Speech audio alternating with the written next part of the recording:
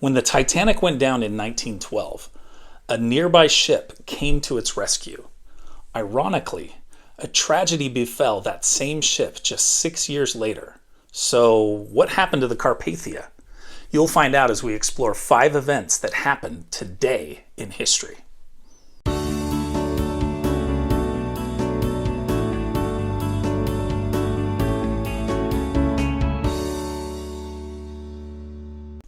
In 1918, the RMS Carpathia, the British ocean liner that rescued the survivors of the Titanic in 1912, is sunk in the Atlantic Ocean by 3 torpedoes fired from a German U-boat during World War I.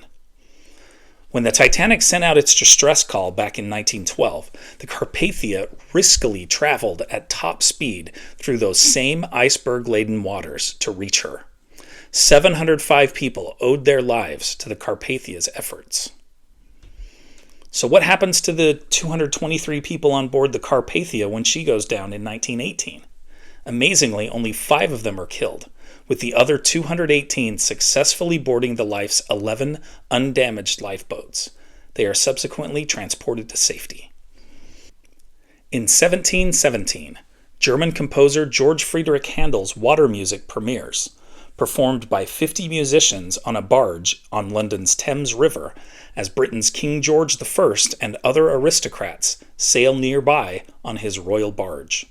The king is so pleased with the performance that he has the music played 3 times.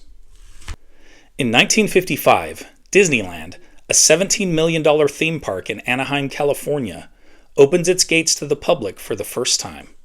To introduce America to the park, ABC broadcasts a live special called Dateline Disneyland, hosted by TV personality Art Linkletter and actors Bob Cummings and Ronald Reagan.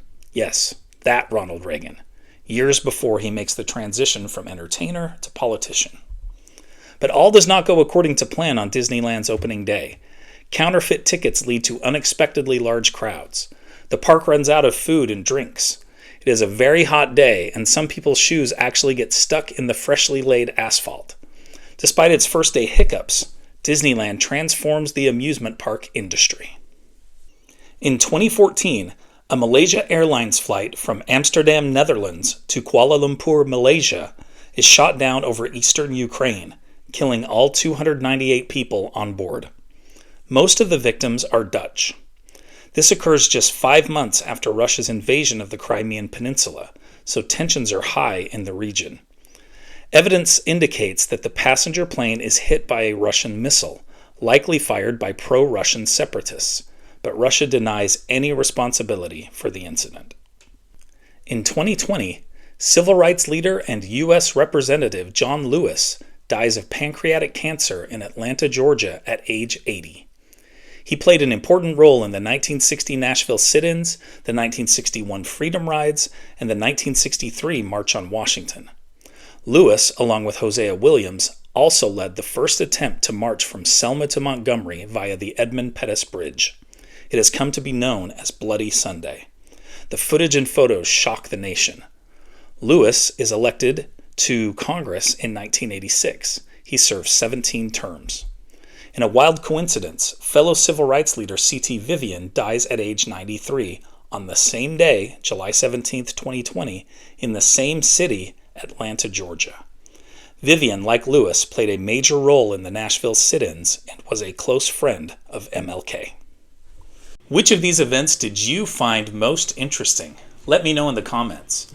Also, don't forget to check out Today in History in my Teachers Pay Teachers store. There's a link in the description. I would also love it if you would like this video and subscribe to my channel. It really helps me out. And you can see more great Mr. Lewis videos right over here. Thanks for watching.